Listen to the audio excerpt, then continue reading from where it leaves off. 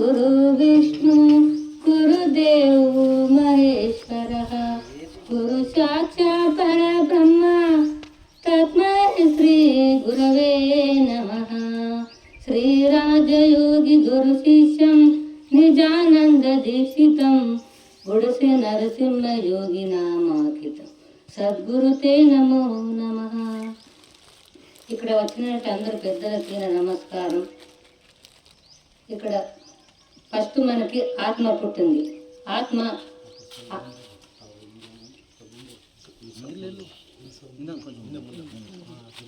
నుండి ఆకాశం పుట్టింది, ఆకాశం నుండి వాయువు పుట్టింది, వాయువు నుండి అగ్ని పుట్టింది, అగ్ని నుండి జలం పుట్టింది, జలం నుండి పృథ్వీ పుట్టింది। ఇప్పుడు మీరు అందరూ తెలుసుకున్నాడు, మనము జ్ఞానేంద్రియము స్వాధీనం చేసుకుంటే మనం అన్నీ తెలుసుకుంటాం। అక్కడ మనసు పెట్టి ఇక్కడ శరీరం నుండి కాసి అది పనికిరాదు, అన్ని స్వాధీనం చేసుకోవాలి మన అంతరేంద్రియములు జ్ఞానేంద్రియములు। అంతరేంద్రియములు అంటే ఆకాశం వచ్చే అంతరేంద్రియం అంటే జ్ఞానం, మనసు, బుద్ధి, చిత్తం, అహంకారం। జ్ఞానం అంటే మన ఏమైనా జ్ఞానం ఎరిగితే జ్ఞానం అంటారు। మనసు అంటే ఒకపారి మనసు వింటుంది, ఒకపారి మనసు ఎట్టుగా వెళ్ళిపోతుంది। బుద్ధి అంటే అది నిశ్చయం చేస్తుంది, ఇది చేయాలి ఇది చేయరాదు అనేది।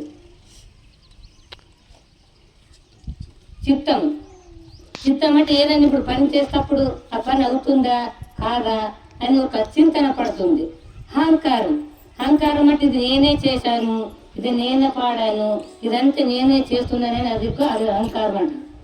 ఇప్పుడు వాయు యొక్క ప్రాణేంద్రియము సమానము, వ్యానము, ఉదానము, అపానము, ప్రాణము। సమానము నాభి యందు రసము పంచ 72 అన్ననాళ్ళకి రసము పంచము। ఏ విధంటే సమానము నాభి అందున 72 అన్ననాళ్ళకి రసము పంచము। వ్యానము సర్వాంగం నెరుగము, ఉదానము కంఠం నందు పలికించము, ప్రాణమందును హృదయం నుండి శ్వాస ఉచ్ఛ్వాసను నెరిగించము। అపన్న వాయు నుండి ఇంకా తినేది ఉంటే ఒకటి పోయేది ఉంటుంది కదా, అది ఇంకా మలమూత్ర విసర్జన।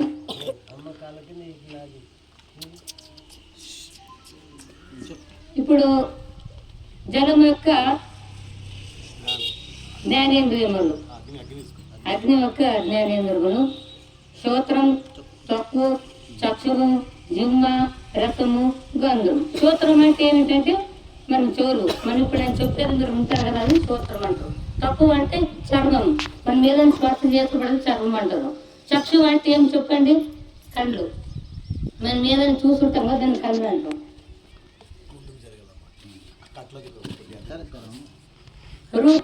రూపం అంటే మనం ఎరుపు, నెలపు, తెలుపు, పచ్చ, ఆకుపచ్చ అంటాం, అంటే మనం కళ్ళతోనే చూస్తాం।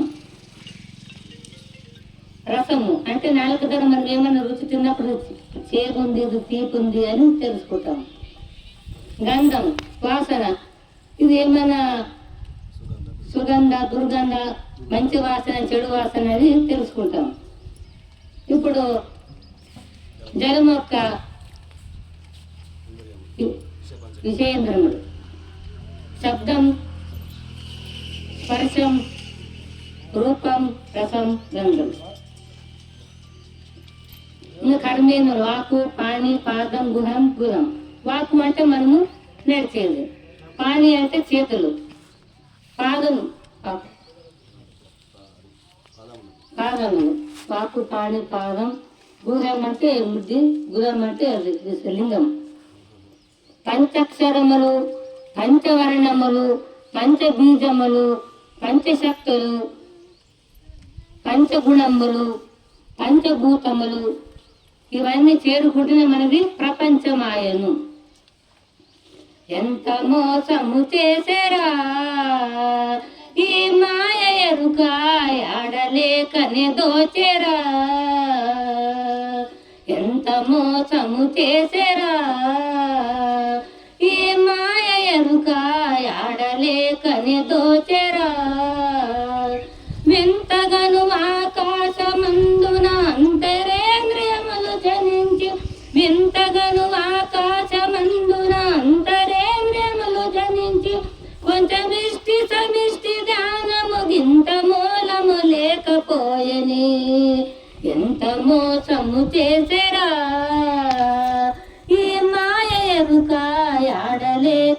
దోచెరా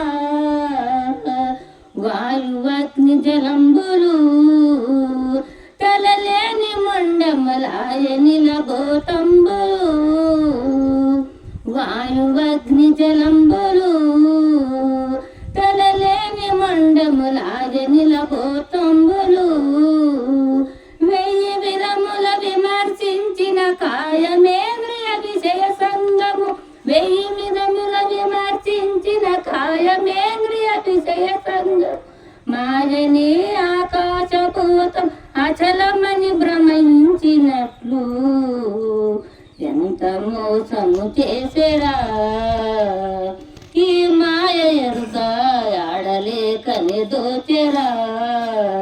జై శ్రీ సద్గురు మహారాజుకు జై.